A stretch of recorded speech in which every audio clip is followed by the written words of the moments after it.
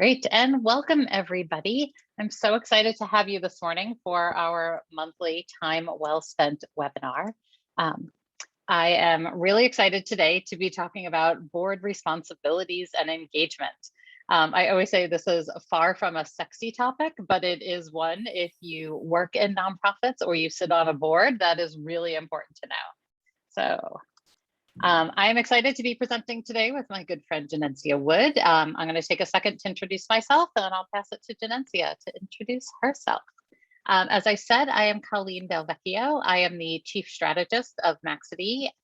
We are a coaching and consulting firm that works predominantly with businesses who are really looking to maximize the potential of their staff and their business. I do a lot of work around organizational change and culture and all of those fun things. I'm also an adjunct professor in nonprofit management at Bay Path University, where I specialize in board governance. All right, I'm going to pass it over to you, Janencia. Thanks, Colleen. Good morning, everyone. My name is Janencia Wood. I use she, her pronouns, and I currently serve as the Executive Director of Alumni and Family Relations at Rhode Island School of Design. And I'm really excited to be here with you all today. I agree with Colleen, this is not always a sexy topic, but so necessary. So thinking about how we can answer any questions you might have, and really excited to engage with you all. So great. So before we get started, as I said, feel free to be on or off camera. It doesn't matter to me. We're not kind of picky about that, but also feel free to ask any questions throughout the presentation. We will leave time for the end at the end that we will stop the recording. And if you have questions that might be a little more personal or about a specific board you're on that you would not want me to record, you can hold them till then. But you can put questions in chat, or you can also unmute yourself and ask a question that way. So with that, I am going to pass it off to Janencia. Thanks so much. So we'd like to get started today with how we do better to engage our boards, right? But before we jump into that topic, I want to just point out that we do have a distinction between councils and boards. And I really wanted to just make sure that we understood today we're talking specifically around boards, but a lot of this information is interchangeable with council management. The only difference between boards and councils is really more of a fiduciary or legal responsibility to an institution. So wanted to just level set around that. Please forgive my dogs in the background if you happen to hear them. They're being rambunctious this morning for a Friday. I don't understand why. So a board itself, a board of directors, is really legally and morally, ethically accountable for health and effectiveness of the organization. So really thinking about it as a governing arm to an organization, typically nonprofit, but it could be for-profit as well, especially if you're talking about a board of directors or board of trustees. The board ensures that the organization really achieves its mission in an ethical, transparent, and accountable way. So thinking about how we lived up to the values that are being stated as part of the institution's priorities, making sure that that strategic direction is set and it's reflected in its mission. As I mentioned, the board's job is really focused on governance and the ongoing process of due diligence and operating in a collective way to ensure the health and effectiveness of a particular organization. We'll get into the accountable for specific functions as we go throughout this presentation. And my last point on this slide will be really thinking about how the board works in partnership with its chief executives and how the executive provides leadership and support, enabling the board to carry out its governance responsibilities. So really thinking about this in two ways: your role as your liaison to the board, or your three ways: your role as a board member, and then thinking about how the overall governance and fit for an organization that the board serves. Great. So when we talk about kind of board responsibilities and governance, it really all starts with the recruiting phase. right? This is when you're out there and you're trying to find people to be on your board. Or if you're a board member, right, this is when someone is coming and recruiting you for the board. So, there's a few things to really think about here. The first is about who do you currently have on your board? So if you're the person in charge of recruiting, or you're on a board and you're kind of on the committee that's recruiting for the board, we talk about things like having a board matrix, and figuring out who's on your board. The last time we actually spent the whole time talking about recruiting and kind of getting diversity on your board. This is just kind of a piece of a board matrix that I use, where we look at things like the expertise of our board members. So, when you're out there trying to decide who do you need on your board, you have to kind of step back and think, what do we need in our board, right? We shouldn't just be inviting our friends to the board, right? Because then you end up with a whole board of people who are the same. Right, which kind of brings us to that diversity piece, right? So as you're kind of getting out there and recruiting for the board, as a board, you really should be strategic about member recruitment, right? And really define an ideal composition for the board based on your priorities at that organization for now. So it's not a whole, right? Sometimes you have some great people that you would like to bring on the board, but you realize, right, you already have 3 lawyers, and now this is another lawyer coming on the board. So sometimes you may not need another lawyer. So take time to really analyze the present composition of your board, right? And really look to see what are the qualities that you need in this next group of people, really based on your strategic plan and your goals for the next few years. So after that, right, it's also really important that you have a board job description. So if you are someone who is getting recruited to be on a board, this is one of the first things I always ask for, right? Show me my board job description. Let me know what it is that you are going to expect of me as a board member. As a staff person or the person who's running the board, it's really just as important from that side as well, right? You want to set expectations so people know, right? Things like how many meetings a year are, it's going to be required for me to attend. Are these meetings in person? Are they virtual? Am I required to pay my way to go to these meetings? I've sat on boards where all my expenses were covered to show up to the board meeting. So where I've had to get on a plane and go to board meetings, or currently I'm on a board of a nonprofit that's on Martha's Vineyard. So I have to take the ferry over to the vineyard, right? All those things are covered. I've also been on boards that the expectation is that I get myself to the meetings, and that's part of my kind of donation to the organization. So make sure you understand that. And as someone who's running the board, as an executive director or a staff person, make sure that you set that expectation. The other expectation to really make sure that you set is around giving. And this is really big, right? Boards have different purposes. There are some boards out there who are really truly high level governance boards, right? Nonprofit has been around for a while. They know what they're doing, and they're really looking at the board to kind of help them figure out kind of the governance and how they are moving forward, right? Other times you might have a young board, a young nonprofit, and the board is really there to help put processes and procedures in place. But it also could be that you're on a board that the sole purpose of your board is to raise money, right? There are straight up fundraising boards. So make sure as a board member coming in, you know that expectation. Quite often the fundraising number for many organizations is a quote, give or get, meaning that you either need to give a certain amount each year, or you need to fundraise and help get a certain amount each year. So for example, one of the boards I was on, there was a $10,000 give or get. And so I either had to write it, the expectation was either I personally would write a check for 10,000, which wasn't happening because I was in my early 20s, or that I fundraised and made the connections. So I brought in $10,000. So that was the expectation.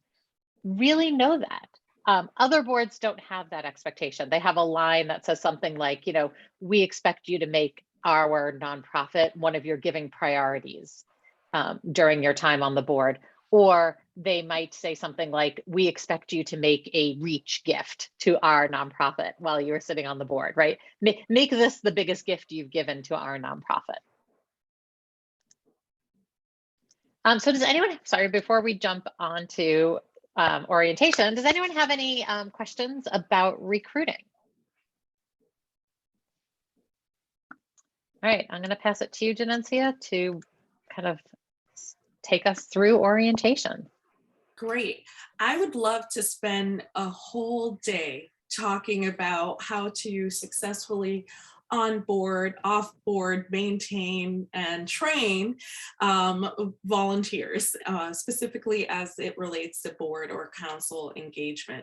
I think it's really critical as you are thinking about the onboarding, and I know these terms are maybe unique to specific industries. So when you're welcoming a board member on to serve as a board member, or thinking about how to quietly transition them off, if those moments arise, those are all critical moments for you to set the foundational success of the board member themselves. So looking at it from that perspective, thinking about how to engage different people to the onboarding process, being a mentor, making sure you have a mentor for any newcomer. As Colleen mentioned, if you have an undeveloped or a less veteran board membership, you really want to think about how you strengthen the engagement opportunities for people that are just coming on brand spanking new. They might not know how to serve on a board.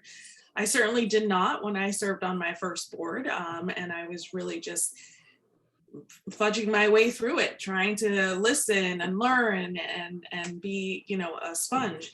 But it's so much such a better experience when you have someone dedicated to the onboarding of a particular board member. So thinking about mentorship.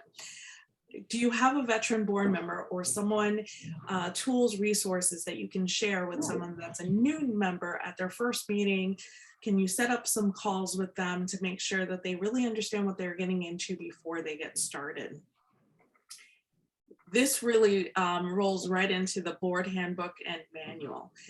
I understand that handbooks may feel daunting and really a high amount of investment for a low return. But what I can assure you is that if you have your processes and your systems documented, it can only lead to strengthen the participation of a board and the most board members in the most effective way possible. So really thinking about dedicating some time to not only develop the handbook and manual, but also build in time to maintain those handbooks and manuals.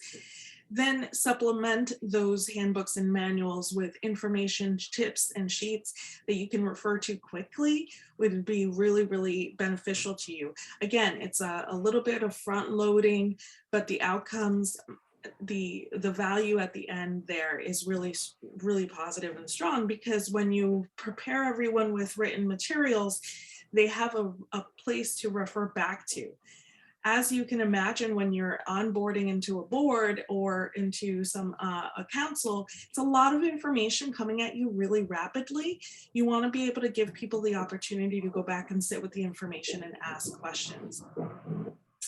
Board member handbooks and manuals should really include mission, the vision, the budget, org charts, annual reports, any marketing material to bring the member really as quickly up to speed as possible. When you're engaging in orientation calls, whether that's a staff member or a mentor, you really want to make sure that you're setting up those calls with the new members, review the orientation manual to answer any questions that they might have, but also give them an opportunity to reflect on the material themselves. I would also say that you always want to make sure that there's a ground setting moment annually for your board, whether they're veteran members or new members.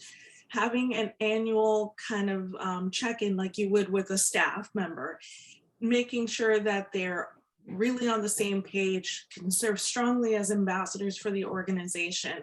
All of those are only things that are effective if you're doing it with intention. So thinking about how you're establishing those check-in points and those materials to continue to refer back to. Board member job descriptions, Colleen went into this just a little bit, really thinking about subjects that are wide ranging as meeting attendance and preparation to how you'd like them to participate, their giving capacity, any responsibilities that they have in regards to engaging with community, again, serving in that ambassador role, but also thinking about intentionally setting up specific ways to do that and giving them the resources to do that. Event volunteering and support in the nonprofit team members in fund development. They can be uniform. These expectations can be uniform across the board, or really thinking about how to specifically call out specific roles, like the president might have a little bit more of an intense expectation setting versus someone that is a member and simply contributing for their strategic lens. So really thinking about what level you want people to engage in and really making sure that those job descriptions or volunteer descriptions define that. Depending on the organization, you may want to think about the governance arena requiring clear levels of engagement and focus, while others are just valuable for them to just be volunteer oriented, and really thinking about what is going to best serve the staff themselves. You always want to be clear and honest around the expectations and thinking about how the member themselves is looking at success, what their path for moving forward is. I can attest to the fact that typically you have different levels of board responsibilities or volunteer opportunities, but there is still a volunteer pipeline or a growth pipeline within that you can say, okay, well, if you served on this, thinking about you served on the board as a member, but you really want to take on some more responsibility. And as you become more familiar with the organization, you're in a better position to serve as a secretary or serve as the president in coming years. So there are those opportunities that you want to make sure you're thinking about the succession planning of the pathway that a volunteer might have with your organization. None of that is possible without your board members really having a fundamental and a deep understanding and not fundamental understanding of the organization. They should be able to speak to the organization as adeptly as a staff member, if not more so, thinking about the fiscal responsibilities of the organization, where it stands in any given day, how it's making its impact overall, and is it really aligning the expectations along with the delivery of those expectations? Is it meeting the strategic direction that's set by the organization? Those are kind of things that board members should always be able to speak to. I would say that in my experience, we've always supplied this information to board members in order to give them talking points and giving them the opportunity to not have to come up with information on the spot. Instead, really being intentional about, here are the 3 or 4 points we always want you to be familiar with and updated on so that you can speak to them at any given moment. Again, always thinking about your membership as your super volunteers or ambassadors for the organization.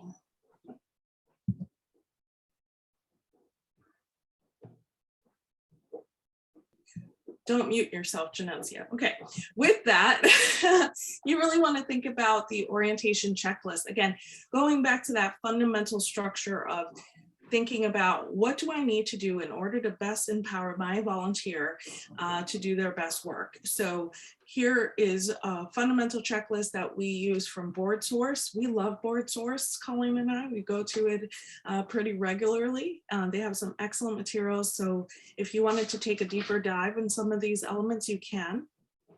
And really thinking about your own checklist and how this kind of merges with your organizational needs. But it's a great starting point.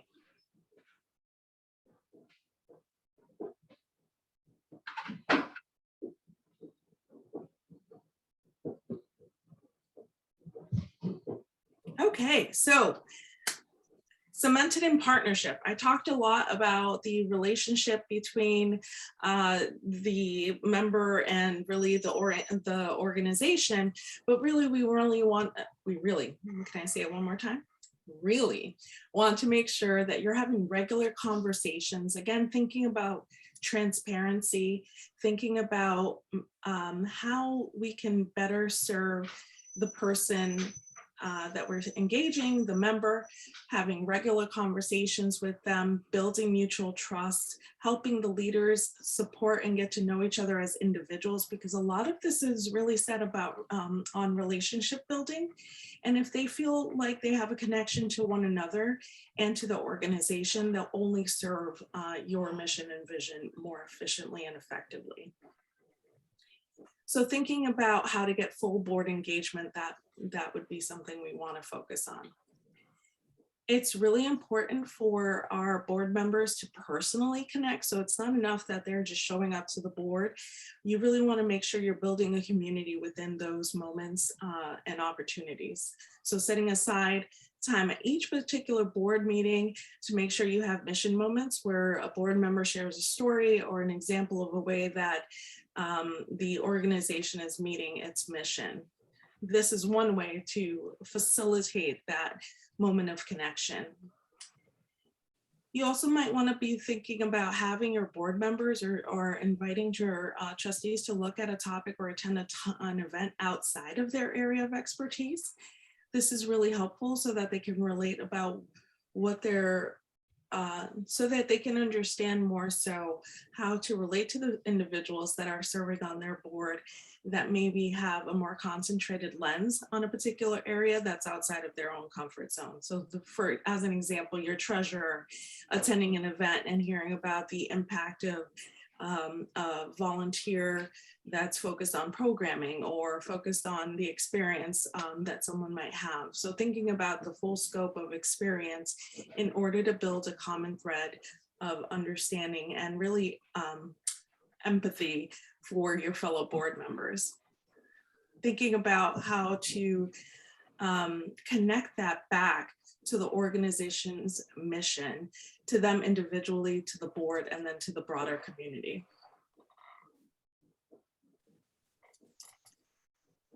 Great. So the next part of this is, right, for your board to kind of be engaged is to continue with education for them, right? And really understanding, what does your board need to know in order to do their job really well? So I think of some really basic things, right? How to read a financial statement. Just because you have people on your board who are really, right, who you would consider smart or knowledgeable in an area, doesn't mean they know how to read a financial statement. I will say that when I work with boards, this is one of those things that I will put, make sure, the board always votes on the budget, right? Board is in charge. That's one of the fiduciary responsibilities of a board, is to, watch the money. And so when I ask things to the board and say, rate yourself on a scale of 1 to 10, how well you can read the financial statement, right? 10 being, I totally got this. I get most boards who hover around a 2 on this. So one of the things that I find really important is to make sure you actually train your board members on how to read that financial statement. So I really encourage boards to have their treasurer or their CFO or their bookkeeper or their accountant, whoever does the money for them, to actually do a training each year. Now, I'm not talking like a 3-hour accounting 101 training. I'm talking 15 minutes at a board meeting, so people understand what all of the lines in the budget actually mean and how it works. As a board member, if you are a board member for an organization, as I mentioned, you are legally responsible for the money at the organization, right? This is one of your legal responsibilities. Knowing that, if you are signing off on a budget that you realize that, a year later, the executive director has been stealing $10,000 a month from, right? That is on your shoulders as the board, because you have signed off saying this looks right. So make sure as a board member that you know how to read a financial statement. And if the organization you're working with doesn't offer this, this is something you should pipe up and say, hey, before we vote on this, can the treasurer, can whoever does the money piece, that CFO, the bookkeeper, the accountant, can they give us a quick overview on what is actually on this sheet? The next thing to be really, as both a board member and a staff member, to know about is what's called D&O insurance. D&O insurance is director and officer insurance. And this is the insurance that the nonprofit will buy that covers you as a board member. And it's a liability insurance, right? It's pretty much saying that as long as you are following the bylaws, so one, you need to actually have a copy of them and know what they are, right? And that you're doing your due diligence and you're doing things from the right kind of ethical and moral kind of compass, that you would be covered, right? It covers you for D&O insurance. Now, quite often I have people say like, oh, I didn't know that that would actually be important. It's so important because as a board member, you are the person who holds the liability for that organization. You know, if you think back, gosh, I don't even know how long ago, it was 20 plus years now.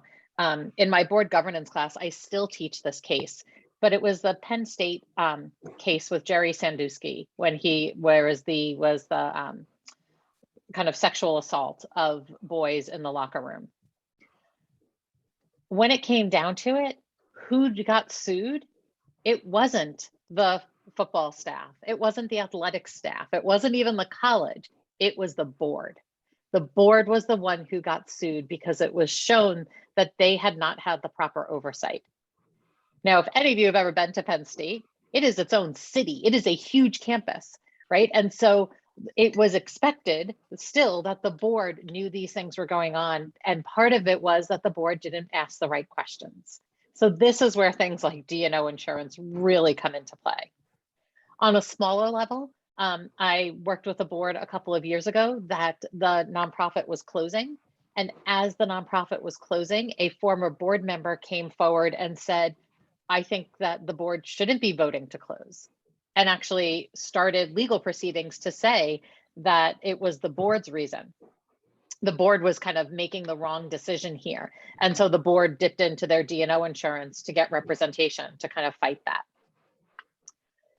The other piece is making sure you're teaching your board how to be a great ambassador for your nonprofit. And again, this is on both sides. Either as a board member, you want to be a great ambassador, and as staff, you want to make sure you teach them. And when I say things like be a great ambassador, I have done activities like making sure every one of my board members can do a 1-minute elevator pitch as to why they're on my board, right? Can you actually say why you're on this board? What is it that excites you about this organization?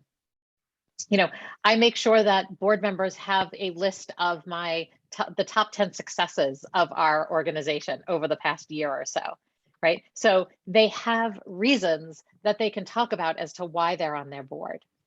I have done things like helped board members update their bios that they use on either their LinkedIn or on their websites or on their business pages to include that they are currently a board member. And I've gone as far as done things like spend 10 minutes at a board meeting and show people how to add their board service to their LinkedIn, right? As a board member, you really want that out there. And as a nonprofit, you want your board members to be seen. So you want to make sure that you are equipping your board members to be great advocates for your organization. So the next part of this is the legal duties of a nonprofit board member. And these are standards. So these are, as kind of Janencia mentioned in the beginning, this is not like an advisory board. This is you are a board member of a nonprofit. The board members of a nonprofit have the legal duties of care, loyalty, and obedience. Those are the 3 legal duties that you are expected to kind of fulfill all the time. And so what do we need by these, right? The first one is care. And care means that you pay attention to the organization's activities and operations, right? So when you have care of an organization, this means you actually are involved in and understand and know about the organization's activities and operations. So as a board member, I always want to make sure that I have shown up to events at the nonprofit, so I actually know what activities are happening. From an operations standpoint, I want to make sure this goes back to the, do you understand the accounting piece? This is things like advocating to hire an outside accountant to do to make sure that you do an audit, that you hire outside legal consults when necessary, right? That you are actually paying attention to the organization's operations. The next one is loyalty. And this is the idea of making sure that you put the interest of the org before your personal and professional interests. This means that as board members, every year you should be signing a conflict of interest form, right? To make sure you have no conflicts of interest with the organization. Now, sometimes you're like, well, what conflicts of interest would I possibly have? I can give a simple example for me. I was on a board and I got asked to be on the board because I met the executive director at an event my husband's business was hosting. My husband owns an IT business. So I met them there. My husband's business does the IT work. Well, when it came time to vote on the budget each year, there was a budget line that was monies that were getting paid to my husband, right? So each year when we voted on the budget, one of the things we voted on was, were we going to keep the IT contract with my husband's company? Well, that's a conflict of interest for me to vote on that. So every time when it came time to vote on the budget, I would say I'm abstaining because of a conflict of interest. I would make sure that that was known. So there's an example, right, of kind of that conflict of interest.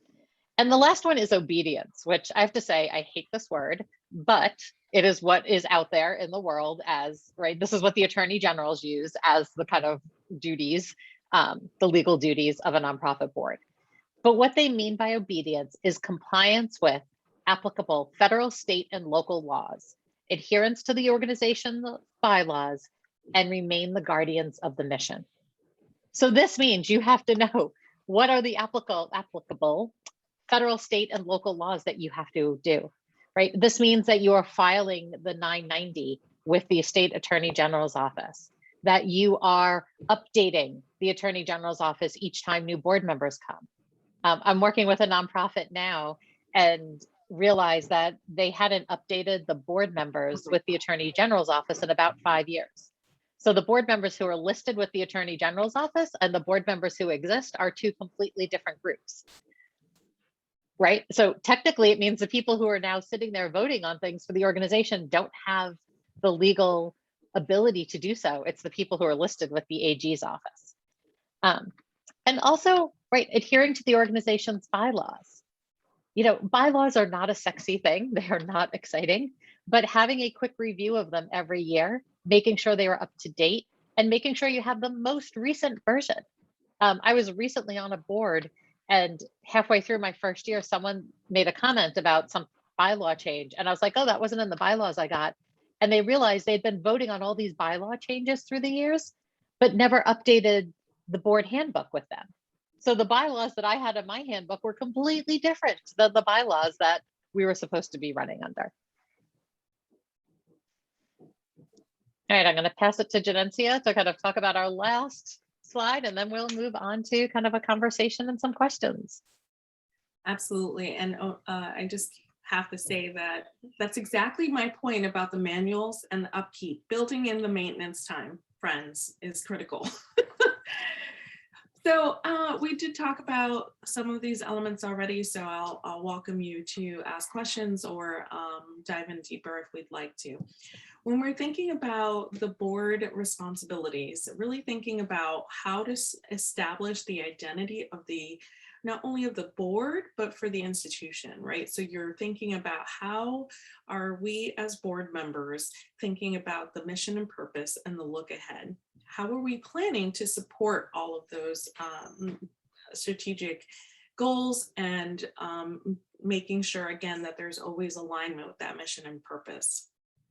One of the ways that you want to make sure you do this is to hire an executive director or CEO that really understands not only the operational components of this, but the overall impact of the strategic disalignment, right? So you want to make sure that whoever you bring in, and some boards do and are responsible for the hiring of the executive director.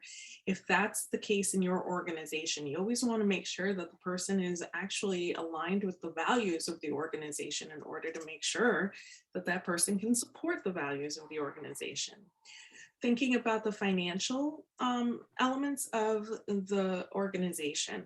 What are the fundraising efforts? What are the grants and contracts? One of the things that we've come across is, I think there was a recent kind of expose, if you will, in where an organization accepted funds, fundraising or donor, what am I saying here? They accepted donations, thank you, that's better English. They accepted donations from a person that visibly didn't align with their values based on their personal beliefs.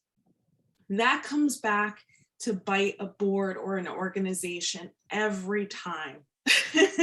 So really making sure that your funding sources only come from individuals or organizations that support the value and mission as you are proposing it to the public is a critical element that you don't want to overlook. That's true for grants and contracts as well, making sure that the people that you're employing in regards to these contract services, that you're making sure that those people have the same alignment philosophically around their values as the institution. The new board members, you always want to make sure that you have new board members, new perspectives that maybe better align with the mission or vision of a particular year. You know, when you're thinking about the strategic plan, it usually comes in annual phases. You always want to make sure that your board continues to grow to reflect the goals of the strategic plan. So if you're focused on young professionals, well, you should probably have a couple of young professionals on your board as you're thinking about the connecting with that particular community. You want to, again, going back to our previous session, who's around the table, thinking about how to enhance the organization's public standing. Do what you say you're going to do, and you'll have no issues. And really thinking about how you're communicating that to the public, being clear and transparent. To Colleen's point, what are your board members saying? Can they tell you why they're serving on a particular board? Do they align with the values? Those are important critical components for making sure that your front-facing or external-facing audience understands your goals and vision. The oversight, you really want to make sure that the evaluation of the executive director is done annually. Just like any other performance management, you always want to make sure that you have all of the performance checks and balances for your executive director or CEO. The evaluation should be written and involve the full board if that's the structure of your particular organization. Making sure that the formal evaluation is based on well-defined and mutually agreed upon expectations, benefits, protects not only the chief executive officer, but the board as well. So even if the board chair or committee leads the evaluation, the full board must participate, given the opportunity to provide feedback, approve the final evaluation, and ensure compensation recommendations are appropriate. Thinking about what the overall impact of that is also should be thoughtful in the evaluation of 360-degree feedback from the organization's leadership team, as well as the board, to make sure that you have a full 360 view of this person's performance. Again, Colleen really dove into the financial oversight, so I'll just hit a couple of notes here, which is you always want to make sure that the board understands their fiduciary responsibility around approving large purchases, getting a new building, right? What is your brick and mortar situation? Making sure that you are being a really good steward of your fiscal resources. Approving the budget. And again, coming back to that auditing piece, every charitable organization, excluding the houses of worship, and those filing from Form 990s, which we'll go into in a different session, but with a 1 million or more revenue should undertake an audit annually. This is really up to the board's, it's really inclusive of the board's responsibilities to select an auditor and meet with them with an executive session to make sure that all of these findings and results are evaluated. So really making sure that the board is focused on assessing the potential benefits and costs of the independent audit and determining when is one better to serve than others in the calendar year. Typically this happens around February. You want to make sure January and February. So you really want to make sure that whatever your fiscal year is, you have a good chunk of time between the closing of the fiscal year and the audit itself. When you think about the monitoring of programs, you really want to make sure, as Colleen mentioned, not only that your board members understand that they what is happening, what is being delivered as a program or a service, but they're actually participating in those elements. The reason being that you always want to make sure that as a steward or as a board of director, you have a full understanding of the delivery and the use of resources. Again, Colleen went over the legal obligations, so I'll bypass that. But the annual board survey and evaluation. Now, in my mind, this is part of the orientation, and it's part of the ongoing care and maintenance of your board management. You really want to make sure that there is an opportunity for the board to be surveyed annually at the very least.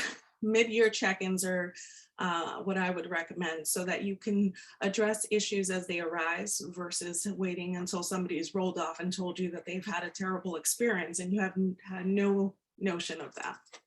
So thinking about how to ask them to do a self-reflection, but also do a reflection of their experience overall.